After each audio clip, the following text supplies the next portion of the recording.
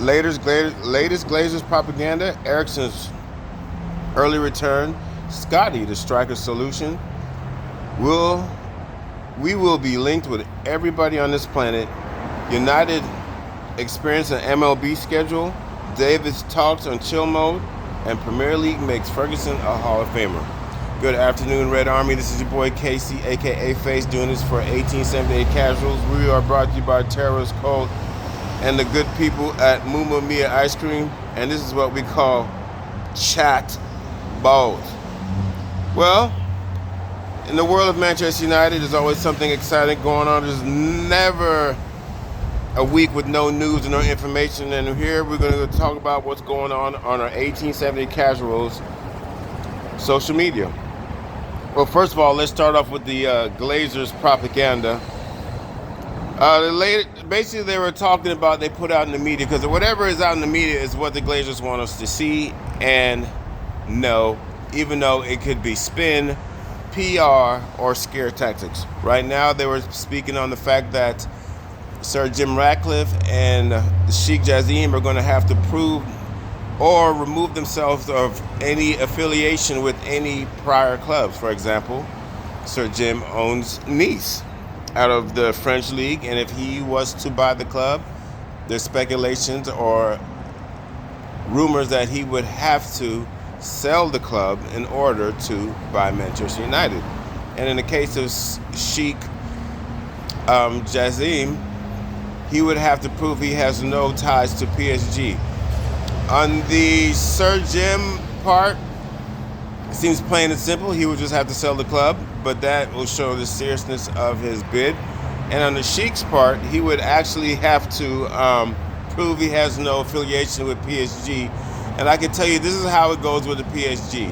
The Sheik's dad is the guy who is the boss of everybody. His brother, the Sheik's uncle, has his own $300 billion of capital. He bought PSG. Sheikh Jazim, who is a fan of Manchester United, he wants to buy Manchester United. So, if you're talking about allegiances to PSG and Manchester United, the difference is your uncle owns one team and you own the other. So, to me, if you look at it like that, there's no really correlation. There's no link to the two. Next up, looks like Scotty's due to have a early return. He could be on the bench as soon as this weekend against Newcastle. So that means he should be training with the team today. If there is training, I'm sure there'll be pictures of him training. But that is actually great news to know that Christian Eriksen will be able to train and participate with the team a lot sooner than we thought. And then with our lack of depth in the midfield, having him back is going to be a welcome. It's going to be very welcome to our reinforcements. So, especially with Sabitzer picking up a knock. We don't know how bad that knock is, but he was on the bench for Austria versus I don't know who they played. So he was actually on the bench, so it couldn't have been that bad. Next up, is Scotty McTominay the solution to a striker or attacker problems? He scored 4 goals in 60 minutes for his native side of Scotland. You know, Scotty's always showed the ability to be. He's more productive as an attacking midfielder. When we put him in that holding position or the pivot and ask him to make decisions and show for the ball, he seems to struggle. You know, there's a lot of Reds who are delighted with his performance. You know, the few people who had to comment on it, and I'll give you the comments right now. Gary Rambo said he's on fire. Saj Phillips says that volley was brilliant, and it was actually very brilliant. When I saw it, I was like, wow, that's what really sold me that he could probably do it. But it was definitely going to take something on the boss to adjust Scotty's thinking. Joe Lavery said, exactly, I've been saying this. And Joe, I also had another comment says, "Woot, what we got to lose? Woot, we got to lose." Funny. And Brian Herberson says, "Homie's finding his form." And Alex Chris, let's hope he plays as good for us as he did for Scotland. For Scotland, Scotty always puts in the shift. We should never worry about how hard he works out or how hard he trains. He's got that in him. And if anyone has the ability to get Scotty to do that, it's definitely going to be Erik ten Hag. As players being linked with us, everybody's about to be linked with us. But I'm not going to jump into the rumors, the speculations, who we're going to buy. There's even a rumor that we are going to put in a bid for $80 million to get Harry Kane. Okay, whose money is doing this? Because we know it's not the Glazers' money. It can't be any of our owners because we don't know who the ownership is going to be. So my whole thought process is, how are we able to even let a story like that get in circulation? Because we don't know who's even going to be working for Manchester United when we get new owners. As far as I'm concerned, anybody other than Ten Hag, your job is on the line or should be in question. So making deals, for example, like David De Gea's deal has postponed a little bit because I'm pretty sure everybody's trying to wait to find out who the owner is before you can negotiate any deals. Marcus Rashford's deal is postponed a little bit because we don't have an ownership. And the people who are making these decisions right now, who says they're going to be in a job? Our next news, our schedule is going to be, when I say a major league schedule, we are going to be playing games back to back. We're going to play 10 games this month and next month, which is going to be mad. The schedule came out for the FA Cup, and it's going to be for us. It's going to be Saturday, April 22nd. We'll be playing Brighton. It's going to be 11:30 Eastern, 8:30 Pacific time. That's AM, and it's going to be 4:30 p.m. British Standard Time. And not only that, we're going to be playing in the Europa League action on April 20th, where we have to go to Seville. So we're going to play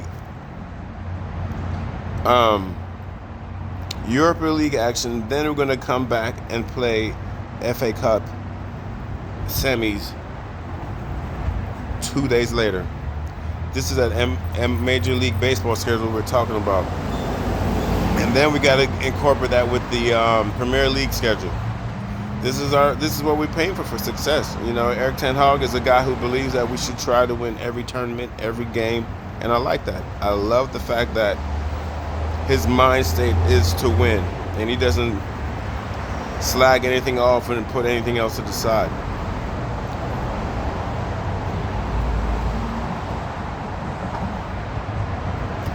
There's another article coming out saying that Erik ten Hag believes that Marcus Rashford is not going to go anywhere. He has no chance of going anywhere. There's no chance of him not re-signing with Manchester United. But that's good. But like I said, we can't really get into the meat and potatoes of any negotiations right now because we have no idea who the ownership is. Sir Alex Ferguson will be inducted into the Premier League Hall of Fame, which is long overdue. He should have been put in the Hall of Fame while he was coaching. The man has a brilliant record. He's the Don when it comes to coaches. Who else is there? Fergie is the man. He's what everybody strives to be. Erik ten Hag put out a great statement about him. If you get a chance, you can read it. I'll give you a little bit of what he says. It says, to compare Sir Alex to any other managers is difficult. I think he's out there on his own, winning 13 Premier League titles. Rebuilding teams in the way he had over such a long period of time is a massive thing. The thing that was massive, at the start of every season, Sir Alex's hunger and desire.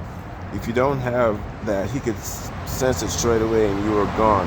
To reproduce that year on and year on was something he was brilliant doing. He got the best out of it, like working with Eric Cantona, working with Wayne Rooney. This is huge if you are able to handle those personalities, but also let them play as a team. This is how First of all, He knew when to rebuild and reconstruct a new team because he did it over 2 decades. Every time he's successful, he did it with the balance of homegrown players and big stars in. Those are just a few words what Erik Ten Hag had to say about Sir Alex Ferguson. Sir Alex Ferguson is, as far as I'm concerned, next to Phil Jackson, is the greatest coach of any sport. And that's a great company